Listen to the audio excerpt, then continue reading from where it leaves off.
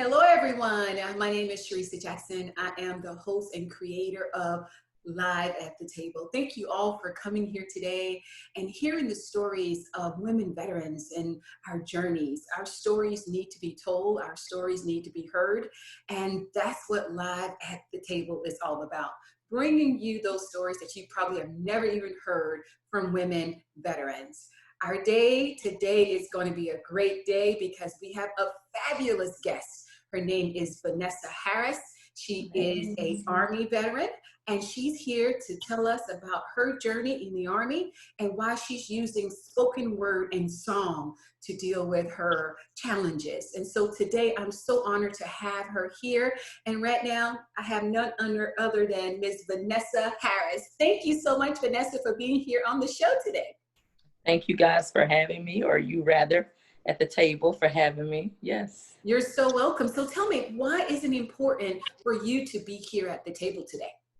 Oh man, I think any opportunity that women, especially service women, can come and tell their perspective and tell their story. I think it's important. That opportunity should definitely be taken. A lot of times as service women, we are underestimated and overlooked. Not even acknowledged in some instances. So if someone is offering a table, a platform, whatever for us to speak, I think that it would be in our best interest, in the best interest of everyone, to listen and for us to speak. So definitely, it's super important.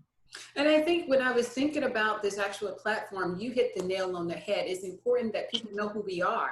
We already have a struggle within our own community with veterans, women veterans not thinking themselves as veterans. So I believe when they see other women veterans talk about their stories, maybe this is a way for them to really embrace that they wore that uniform and that their lives and their stories matter and that they're important. And so that's why it's important to have you and other people to come here at the table, because there was no table for us. So now it's for us to create the table. Yes. So let's get into your story. Of course, you know, I was an Air Force veteran and you chose the Army. So why did you choose the Army? Oh my, you know what? I'm just gonna keep it real, keep 100 with you. I didn't want to go to college. I didn't. I wanted to go straight from high school to the military, and my preferred branch was the Navy. My sister was in the Navy. Although my dad served in the Army as a Army officer, I wanted to go to the Navy. I had 4 years of Navy ROTC, and I was ready. But my parents were like, "Hey, you got this scholarship to go to a military college.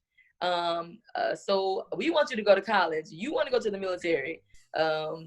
If you go here, then both of us get kind of what we want. You get military, we get you in school. So, hey, so I did. I settled for the Army at that time, but I grew to know that that was where I was destined to be. It's what I loved. So yeah, that's pretty much why I chose the Army. Initially Navy bound, but college was an avenue my parents wanted me to embark upon, and I did. I was a student at Georgia Military College and in the Army as well. So yeah. And so why did you think your parents wanted you to choose the military route? I mean, we all know that veterans, period, choose the military for different reasons. I chose it because I saw my parents struggle putting 3 of my siblings through college, and I didn't want them to have to deal with that with me. And so I chose it as a way to have financial security and a means to pay for my school. So why do you think your parents were so gung-ho with you actually going as well? Well, they weren't super gung-ho about me going to the service. They were more so wanting me to go to school. Okay. I was more so wanting to go into the military. I didn't enjoy school much when I was there. Just I don't know. I just didn't enjoy it at all. And I was like, hey, the best part of school to me was ROTC. So I said, hey, I think this is something that I like to do. I like the structure. I like the skills that I'm picking up. I like the camaraderie that I'm getting, you know, within, you know, this organization. And my dad did it. My sister's doing it now. They're enjoying it. They're financially taken care of. They can handle their business. So I'm like, hey, I think this is something that I like to do. And within the military, I felt like there were so many facets of things that I could do. I wouldn't feel like, oh, I just have to be, stuck shooting something. No, I can be whatever I want. If I want to be a teacher, if I want to be a mortician, if I want to do music, if I want to play basketball, if those are my skill sets, I can find that within the military. So yeah, I was just ready. I was ready. I enjoyed ROTC in high school, and I wanted to transition into my adulthood, having the same kind of experiences and fun and freedom that it looked like the military would provide, and it proved itself to do that. Yeah. And so what type of work, or what was your job in the military, and how many years did you complete? Okay, I was a 44 Bravo, which is a welder, heavy machinery repair. I did that. I served in the military. Goodness gracious, I feel like I'm so old, right? Like I've been out for so long. But no, I served in the military for about a good 10 years. Okay. 10 years before I was medically retired out. Yes. And tell the viewers, what does that mean? This hear a veteran say they were medically retired out. What does that look like, and for what reason were you medically retired out? Okay, when you're a full retirement would be your time of 20 years, 21 years or so. And I was medically retired due to an injury that I sustained in Iraq. There was a mortar attack in Iraq, in the camp that I was at. It was Camp Liberty at the time, and there was a piece of shrapnel from that bomb hit me in the head, cracked my skull, and left me with some memory deficits, things that wouldn't enable me to do the job that I needed to do in the military. So when the military breaks you, they humbly retire you or help you to retire early. And so that's why I was released from the military at an early retirement. So yeah, that's pretty much what that looks like, I guess. And so when I'm hearing you talk about the memory loss from the shrapnel and things of that nature that you sustained in Iraq, is this something like traumatic brain injury that you had that caused the memory loss, or did they categorize it like something else? They categorized it as a TBI, traumatic brain injury. Yes, there was lots of swelling. I had a skull fracture, and yeah, it was pretty intense, pretty intense situation. I definitely can remember it. It was like it's almost like I don't want to say it happened yesterday, but I can remember it vividly, and it has affected my short-term memory more so than long-term. So I write lots of notes and I keep lots of memos in my phone. But yeah, at the time, it really, I guess earlier on, it definitely affected me where they could see it. It was kind of strange when I first got injured. I didn't want it to debilitate me. I didn't want it to, make it so I had to get out of the military. I wanted to stay in. I wanted to be with my battle buddies and my friends. I didn't want to get out. I kind of felt like, I was in the hospital in, I believe it was Baghdad, in the green zone in Baghdad. Our general over us came and gave me, issued me a Purple Heart. And he came to my room and gave me the Purple Heart. And I was upset and I was mad, and I was like, no, you guys are trying to send me home. Y'all treat me like this because I'm a woman. I was so upset. Yeah. I didn't want it. I was like, nope, y'all not gonna do me. Nope. It's just, I just got hit in the head. I'm okay. Everything is cool. But turns out it was not cool. It was not okay. It was a lot of pain, a lot of work I had to go through to get back to seeming normal. And what I did was, I don't want to say I snuck my way back, where I connived my way back, but I honestly felt that I was fine and I was okay. I was in med hold for about 6 months. And after that 6 months, I requested to go back with my with my military family back overseas. I requested to go back. They were still there serving, and I kind of felt like a buster for not being back with them. I felt like they needed me, and I went back.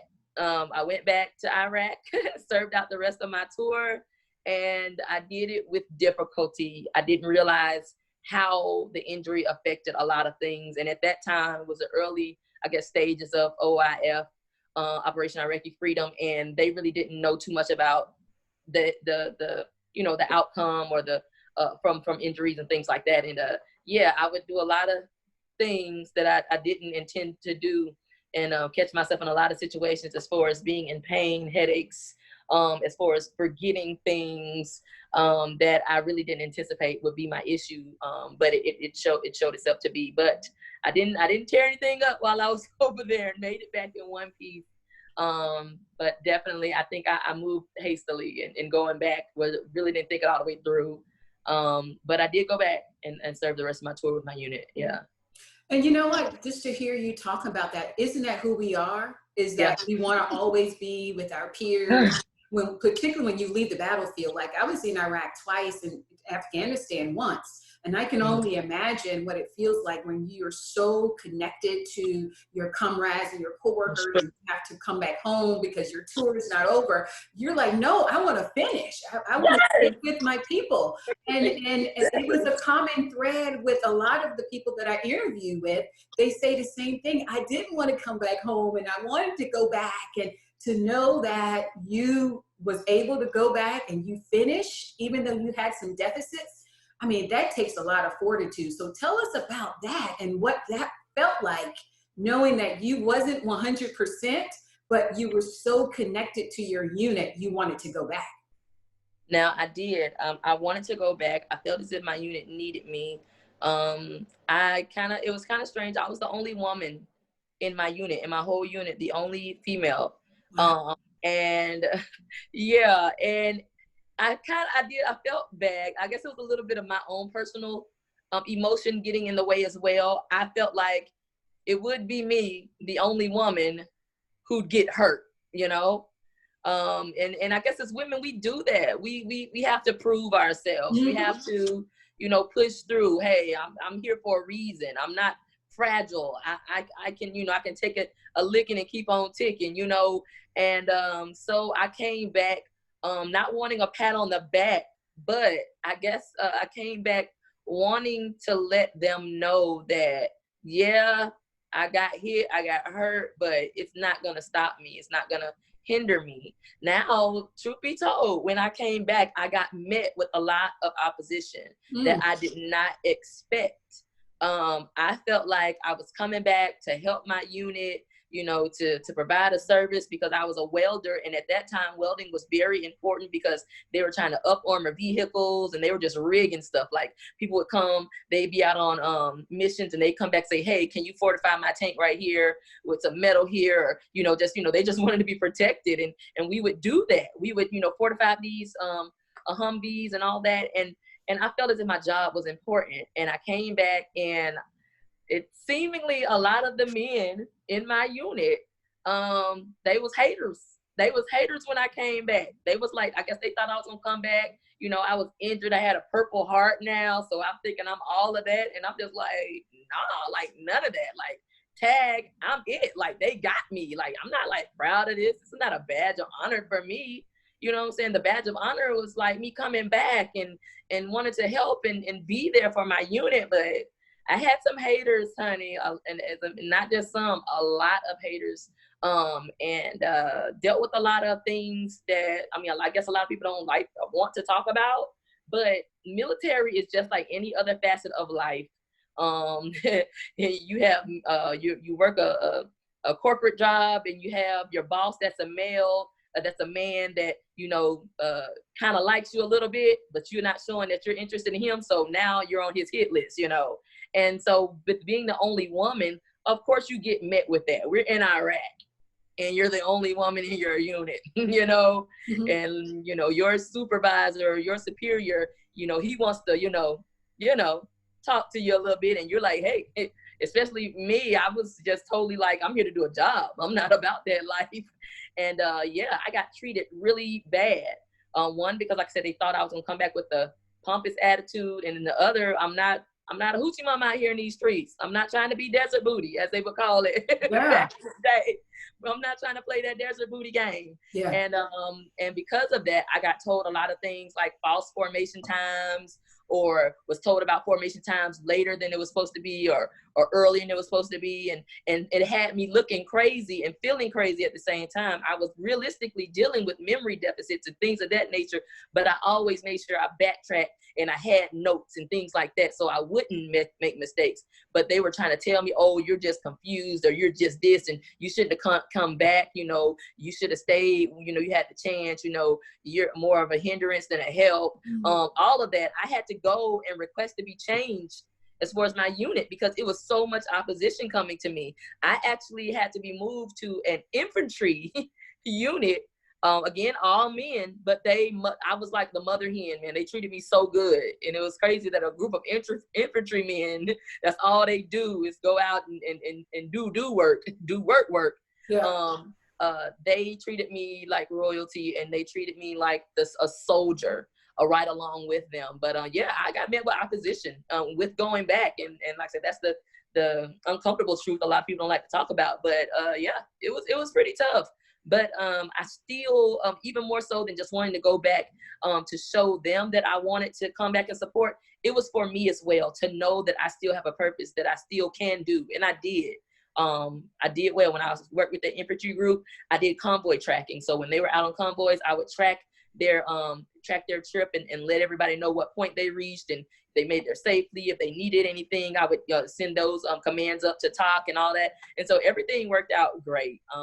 I came back and I felt fulfilled, like I did my job. So yeah, it was a lot. But let me tell you, I mean, hearing you just talk about how your old unit kind of treated you the way that they did, it was almost like it was a slap in the face that It was. you are rushing your recovery to get over there back with them to be a team player. You wasn't there to not be a team player. You wanted to be a team player, and you came back with injury. And for them to treat you that way, I mean, what a slap in the face. Oh yeah, definitely so. And like I said, I don't want to, make it say, oh, it's an Army thing. It's a life thing, honey. Yeah. It happens everywhere, but it's jacked up that it happened in that in the military, yeah.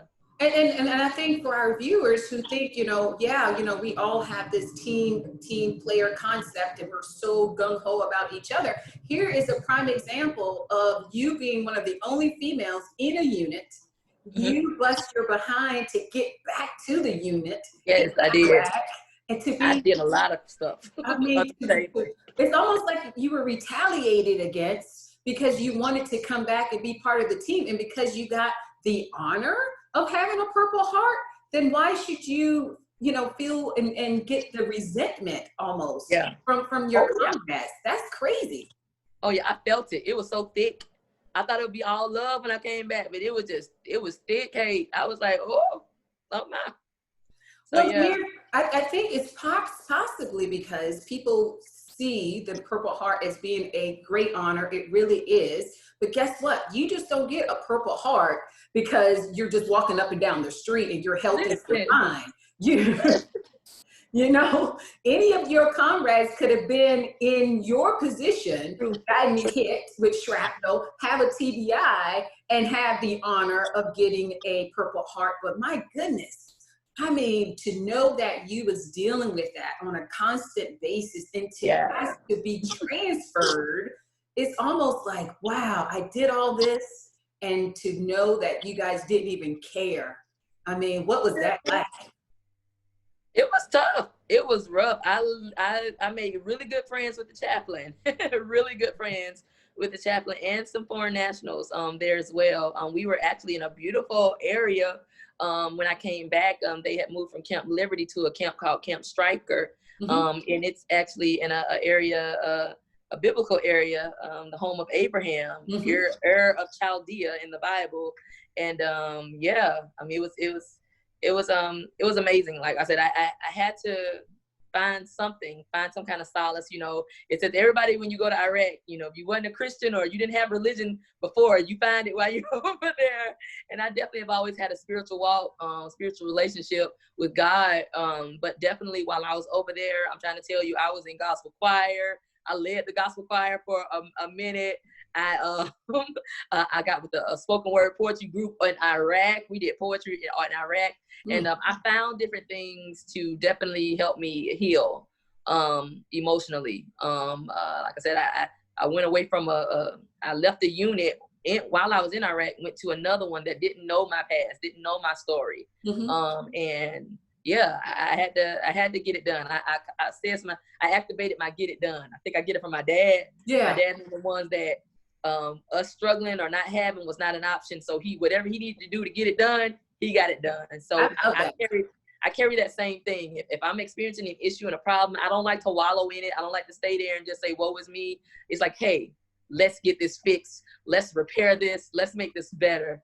And so, yeah, that's all I did over there. I got met with opposition, but I said, hey, I came back over here. It's not like, you know, y'all treat me bad. So, I want to go home now. No, we're going to make the best of this. We're going to make the best of this, and we're going to make it better. Man, and I definitely enjoyed my time. The rest of the time I had over there, I definitely enjoyed it. You know, I was serving.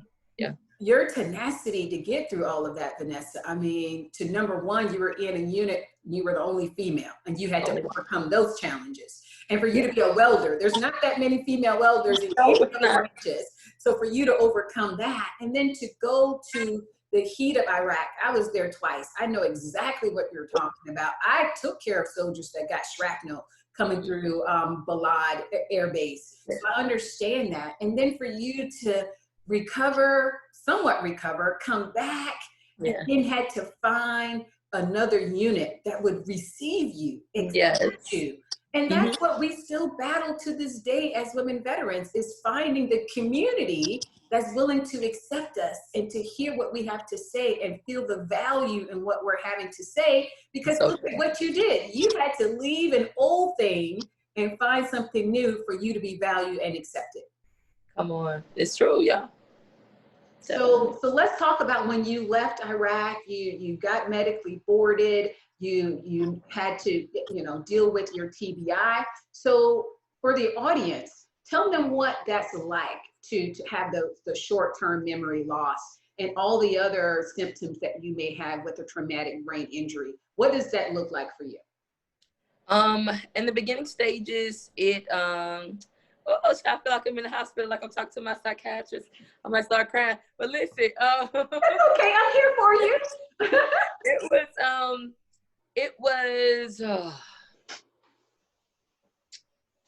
It was traumatic. It was very traumatic initially for me. Having an invisible injury is what I call it, and it's what it's known as. There are no scratches that you can see. You know, I got a head full of locks. You can't see my scar, you know, and people don't understand. The first thing is I started to see things within myself that I was not as quick with. I went back to school when I came back from Iraq, and oh my word, school was the hardest thing ever. I mean, I never was a straight A student, but it was because I could get by with just, you know, doing the minimal and still making A's and B's, you know. But when I came back, I tried to make good grades, and I'm trying to tell you, I literally D's, F's, fucking, I could not concentrate. I couldn't remember things, and it just, you feel broken and you feel like you can't breathe, you know, when you can't do things that used to come naturally, you can't do them anymore. And I was discovering this, you know, nobody told me, hey, you have memory problems. I discovered these things, you know. There was no, you know, medical doctor that said, hey, you hit this side of your head, this is what you're going to suffer with. No, I had to stumble upon all the things that were not the same. And the memory deficit was one. Definitely concentration, the concentration. I do have this nagging thing that I deal with as far as anxiety attacks.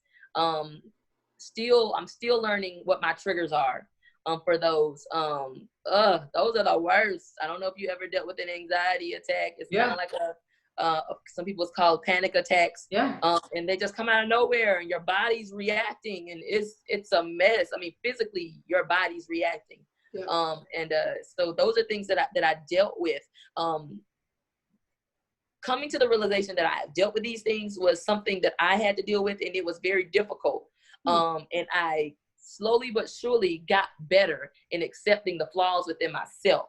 But what took the longest, and I'm still working on, is other people's reaction to my disability. Because I have the invisible disability. People can't say, oh, she has an amputated leg, I'm going to have some type of sympathy, empathy, compassion for her. But, you know, because I have this invisible injury, nobody can see it. I'm going to try every day my hardest to be normal, to do things right, to do them a certain way. But if I get off of sequence, let's say if I have an event like a house fire that I just got, you know, done with going through recently, a house fire, things that change my structure, it's like I have to start all over with a new structure and remember and make sure I'm on time.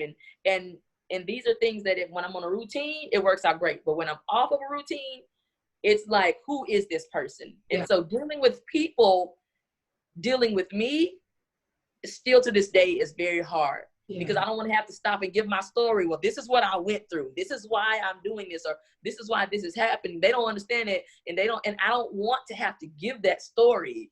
You know, I don't want you to pat me on the back. I just want to be understood and loved and not beat up on because I made a mistake, because you don't see what's going on in his brain.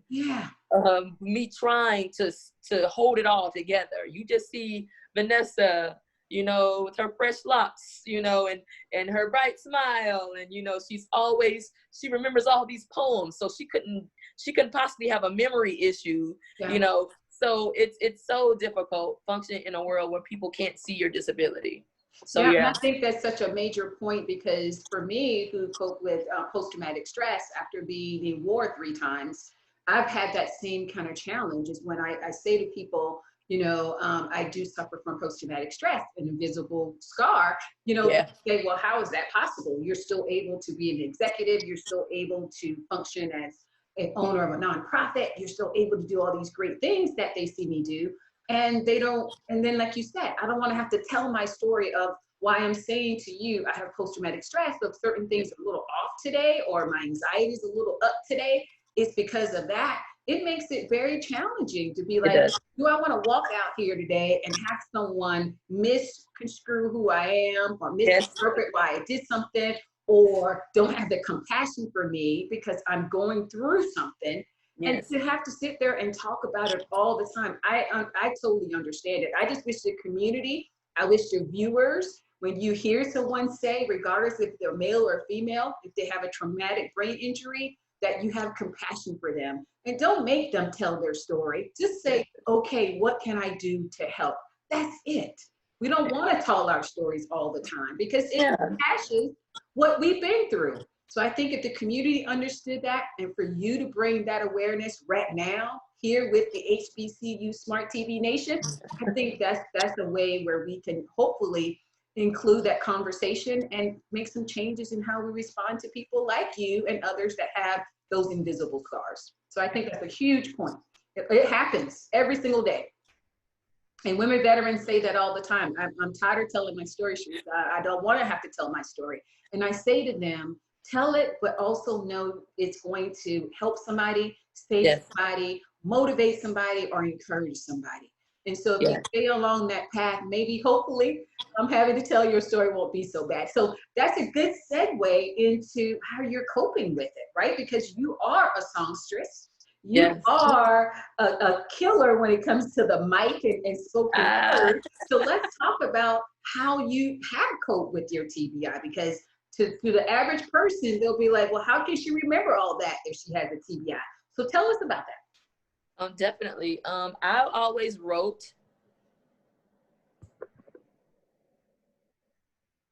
I'm sorry, can you see me? No, you're good.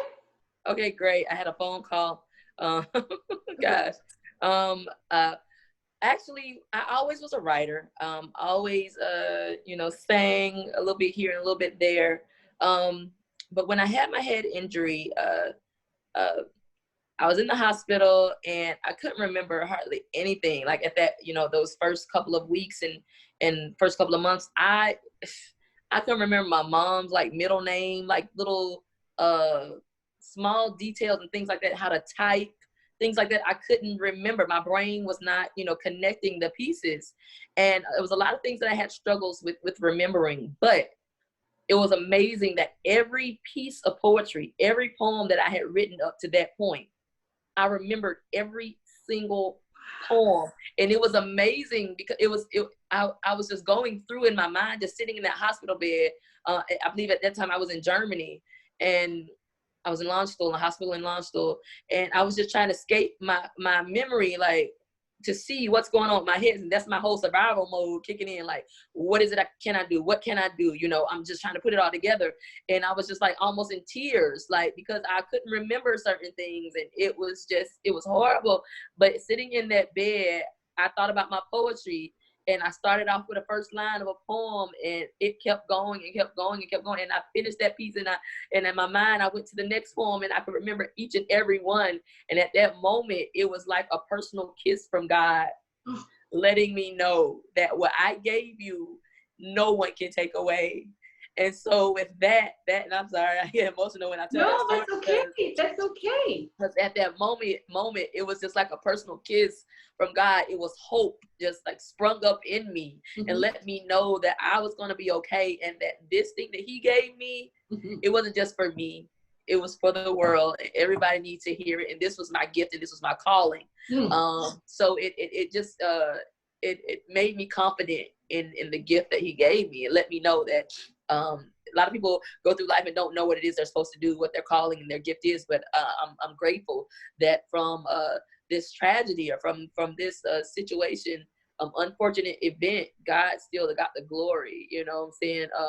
And it was to my benefit as well. So I'm totally grateful. Poetry for me has been therapy. It's been everything to me. And it's crazy that through all of this, every poem that I write, I remember each and every one. There's not a poem that I've written that I don't remember. And I'm so grateful that and I think God does things the way that he does them so that we can know. We can't think it's anything that has to do with us, so that we can know that it was him that did it. So yeah, poetry has been my therapy.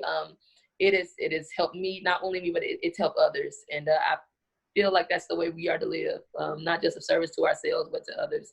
I think that is so perfect, because I think sometimes, you have to go through a tragedy in order to get to where you need to be. And some people are like, why did I have to suffer in order to find out what my purpose was? And, we don't have an answer to that. At the end of the day, we just want people to be divinely driven to do whatever they're called to do. And I think that's beautiful how, you felt it was a kiss from God, that he gave you this poetry and gave you this talent to be able to use as a way to recover, as your therapy. And I've seen pieces of yours, and I was just like, oh my God, that's deep. And I knew a little bit of your history, but to know that you framed it the way that you did, a kiss from God, I mean, I think that's incredible. And to know that you were able to recall your poetry, even with all of the short-term memory loss. If you didn't know that was your purpose, that should have been a clue right then and there that you had to walk in your purpose by doing poetry. So thank you so much for sharing that. And so I know we want to get into hearing a piece, but before we get into hearing a piece, I want to do the rapid fire questions that everyone hates, because they never know what these questions are. And this is an opportunity for the viewers to really feel your heart, your passion, by not being scripted. We're not scripted here at Live at the Table. We're having a good girlfriend conversation, and that's what it's all about. But this at least has you on your toes. You're able to kind of give us a little bit more insight. I feel like I'm in OT. Therapy. Yeah, let's do it. You're not in therapy, honey. No. Okay, so the first thing is you've talked about spoken word and how important it is to you. Your first phrase that I want you to complete is, words can heal. And heal in what way? Ah, words can heal. I mean, just the same way they can tear people down, they can heal, they can make you better. Hearing somebody's story, hearing somebody's testimony, the Bible says that we are redeemed by the testimonies of others. So words have the power to create. God breathed his self into us, his breath. So the same power that he has, we have. So words can break strongholds, can break chains, can uplift, can give you the motivation to keep doing what you're doing, and it can give you the motivation to stop doing what you're doing. So yeah, words are powerful. Yeah.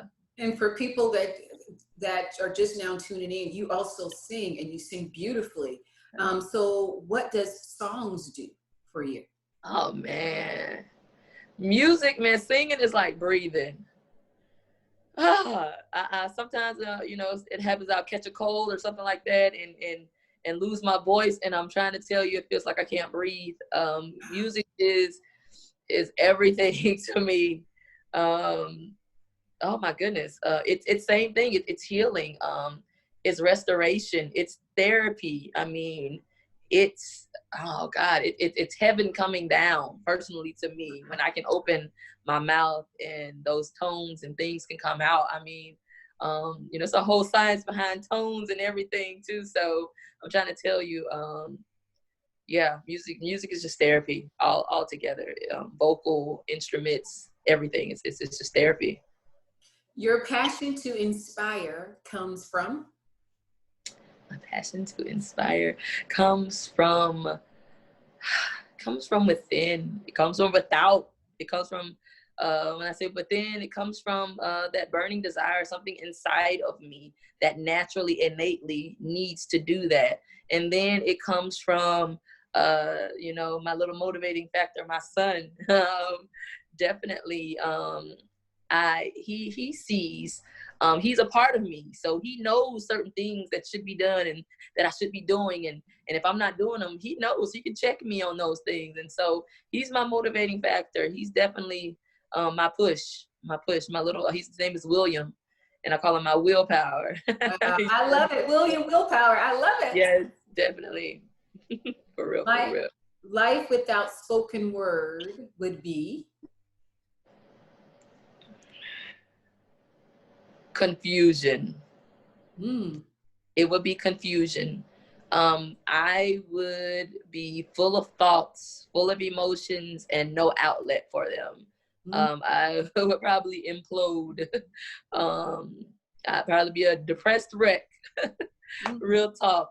My life without spoken word. Yeah, it's definitely been it's been a release. It's my exhale. It's been all of those things for me. So yeah, and not to mention that my life would be a certain way. Someone else's life would be altered as well, because people are being transformed by my testimonies, and if I'm not there to do that, then it's like a ripple effect, so many people are not hearing those things, are not hearing that confirmation, are not hearing the whole, oh, me too, like I'm not the only one, she is too, and that those are things that help us all. So yeah, a lot of things are affected if my spoken word is not going forth. Yeah. So I think that's the segue into you giving us one of your pieces. If you are willing to share, I hope you are more than willing one of to your pieces. And I want the viewers to know that, I mean, her pieces come from the heart. This is not something that's scripted or something that she had to prepare for. Like she said about, God kissing her with this gift in the hospital as she's recovering and being able to recall her poems. I mean, this is who she is to the core. So at this moment, at this time, I would love for you to bless us with one of your pieces. Excellent. No doubt. I don't really name my pieces, but we'll just start off. I never prided myself in being the wittiest or the prettiest, but this right here, baby. This right here, baby, I work hard for this. Bore scars for this. serve my country proudly. Purple Heart wore scars for this. Who we are in this room are warriors. Won't be none after, wasn't none before us. See, because we are cut from a different cloth. Keep your cotton. See, we are the fabric of each other's lives. I need you to survive, and I refuse to let this dream die. My son will never look at me and say, Mommy didn't try, and I believe that the ancestors are looking down from the skies, and to them, it's no surprise that it's a sign of the time how my words create rhymes.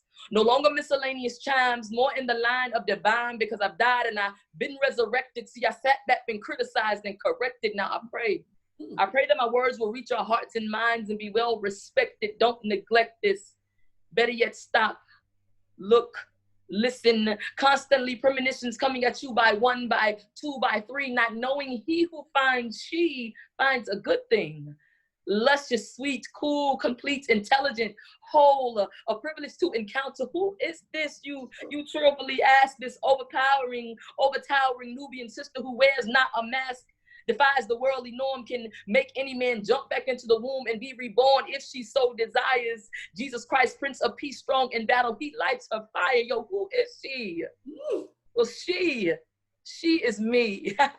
African beauty, Nubian cutie, Nefertari, Meth duty to Hootie, most elevated deepness, lady poet. Act like you know. See, if 32 to the 1/5 power, then simplify it equals 2, then that's true. And if I say I'm gonna take break and mold your mind with this poetry, then that's what I'm gonna do. You tell me that I'm dope, and I tell you that I know.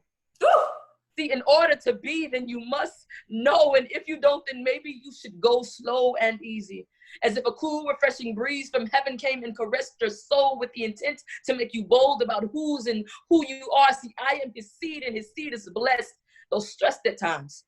The devil tries his best at times to rob me of my sanity, my intellect, and yes, even my spirituality, but I'm fighting an already won war. My goal is immortality. He is my hopes and dreams, my joy supreme, my savior, Lord and King. He's my everything. Supplies me with the ability to do what I do. So no, Lord, none of me, all of you. Thank you.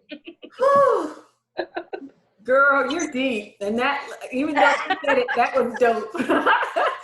That was dope. Thank you. Oh my God. I mean, I felt that.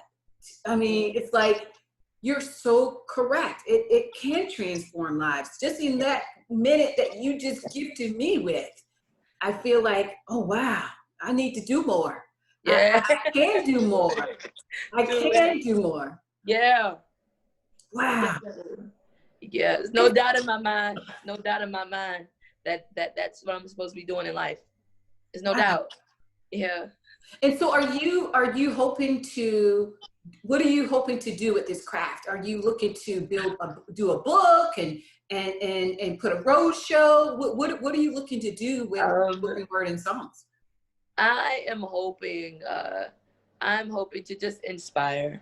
If that results in, I definitely have a book that I'm working on, small little chat book that I'm working on currently right now. I am my boyfriend at the moment, and I would say not just the moment, hopefully forever.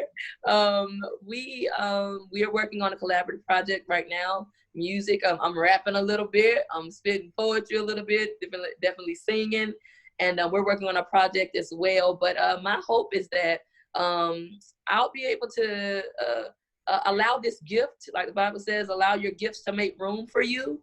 And I this is the gift that God gave me. So I want to be able to take this gift all over the world, be able to take care of my family, and to bless people with it. That's my goal. That's my aspiration.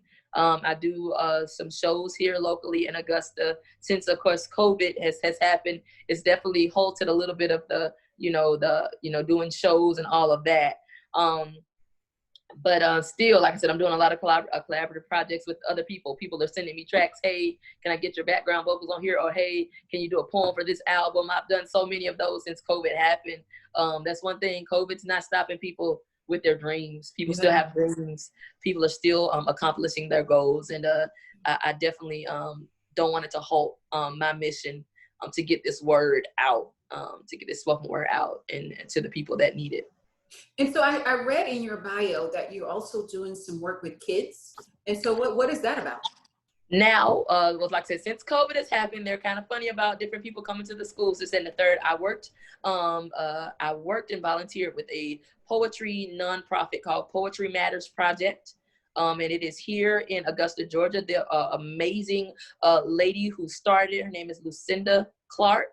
Um, her name is Lucinda Clark, and she does an amazing job with basically creating venues and avenues to inspire people to fall in love with words. So basically what I did with the program was she has so many other entities to what she does. But what I did was I went into local schools. Most of the time we went in schools that were failing, and we would create poetry workshops so that the kids could come in, they could work on their grammar, they could work on all of the whole subject verb agreement, everything, and really come and also release. It was therapy for them, you know, and they learned something in the process. And after we left each school, we made sure that we created a book for the children so that they will all be published. You know, they would be authors, you know, by the time we were done working with them. And so that's what we did. We went into several schools here in Augusta, Georgia, and worked with children, and basically, in a nutshell, helping them fall in love with words. And that's what we did. That's Yeah. beautiful. So not only are you being an inspiration to adults, but you're also being an inspiration to the children as well. And I think, you know, that's the community as a whole. So you're Yes. influencing the community, and I think that's absolutely beautiful. So as we are rounding off our hour here of talking and telling the world about your journey, what message would you give to women veterans for 2021? Man, I would say dig in. I talked a lot about um, that whole get it done switch. If you don't have one, try to establish that switch, that mental switch, that emotional switch. Whatever the issue and whatever the problem is, there is a solution, and you can figure it out. You can figure it out. Dig deep within yourself. Don't sit back and wait. Don't think that you have to wait for somebody or something. Everything that you need is within you. Dig in. If that means making sure that you find somebody inspirational to listen to on YouTube, if you need to find some books to read, if you need to do some guided meditations in the morning, find out what it is that you need to be able to handle the burdens that life is going to bring you. I would say don't wallow in anything. Don't wallow in any mess. Time's out for that. You're here for a reason. Dig in. That's what I would say. Oh, that's beautiful, considering what we've been going through in 2020 and COVID. And I know there are a lot of people struggling right now, Vanessa, with mental health issues, with depression, anxiety, PTSD, because they haven't been able to see their family members, or my goodness, if they've experienced a death because of COVID. And so what message would you give to those people who are really on that cusp right now of feeling hopeless and feeling like, you know, I just want to check out right now? What message would you give to them? Listen, I mean, it ties into the first thing I said. The song says, sometimes you have to encourage yourself. You got to encourage yourself. You've got to. You have to make the time to do that. I know I started with the guided meditation earlier this year, and it has transformed my life. We have to realize that we are physical beings, but we are also spiritual beings, and we can't so much take the time to, you know, make sure all this is nice. We put lotion and oil on this, but our spirit and our soul just ashy, struggling. It's just thirsty. It's just ashy. It's crusty. It's just struggling. We've got to find time, make time, because there's never going to be enough time. You have to make it. Make time to feed your spirit in whatever way that may be. If it's prayer, if it's finding a group of people that you can just talk to, if it's the meditation, I'm telling you, meditation works for me. And if it's learning how to breathe properly, which is another amazing practice, learning how to breathe properly. Self-care will take care of a lot of things outwardly. So if you take care of yourself, you can take care of other things and other people. So I would say self-care. You've got to do it. You've got to do it. Make the time. If it's 5 minutes a day, start somewhere. And I think it's important too to give people permission to not be okay. We're all walking around here with this facade that we're fine, we're fine, we're fine. You're but right. I'm here to tell everybody that it's okay to not be okay, and give yourself a minute and give yourself permission to just say, I'm not okay today. That doesn't mean that you want to take your life or anything like that. You're just saying, I'm not okay today. But like you said, you got to go out here and encourage yourself to, you can get back on the horse and be okay. And I think a lot of people just struggle with that. So I love those suggestions that you just gave so people can do self-care so that they could be okay. That's wonderful. That is absolutely amazing. So before we end here, where can people find you, Vanessa? All right. I mean, my goodness, I know you're doing a lot there in Augusta, but somebody in Texas, in Florida, in Massachusetts, somebody want to get in contact with you. And how can they do that? Listen, I do everything. I do weddings. I do motivational speaking for singles ministries, for marriage ministries, for any kind of youth ministries. If you and your girls trying to have a little sit and sip, whatever, I do those too, all of that. But if you can reach me on Facebook under Vanessa Harris. And you can inbox me, all of that, anytime. You can reach out to me on Instagram under Most Elevated. Also on YouTube, you can reach me on I have a YouTube page, Most Elevated Deepness. So you can see some of my work on that YouTube page. And you can, like I said, you can like, share, subscribe, all of those things, as they say. I hear that so much with my son watching YouTube. Oh gosh, it gets on my nerves. But you can do that on YouTube for me.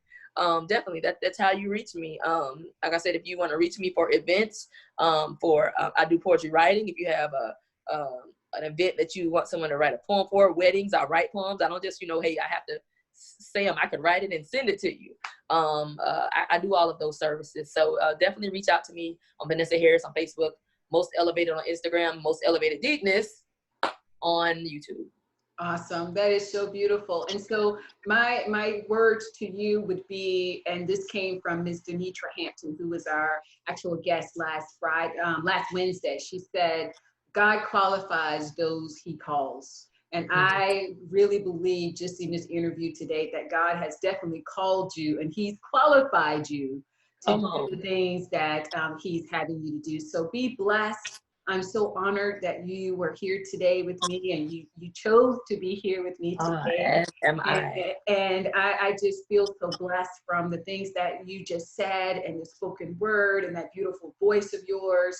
And I know you're going to be an inspiration, an encouragement, and a motivation to millions out here. I'm claiming that to you right now in 2021. And again, he has qualified you, girl, to do what you are called to do. So stay in your purpose, stay driven, and just know great things are going to come your way. So thank you so much for being on the show today. Thank you all for watching us.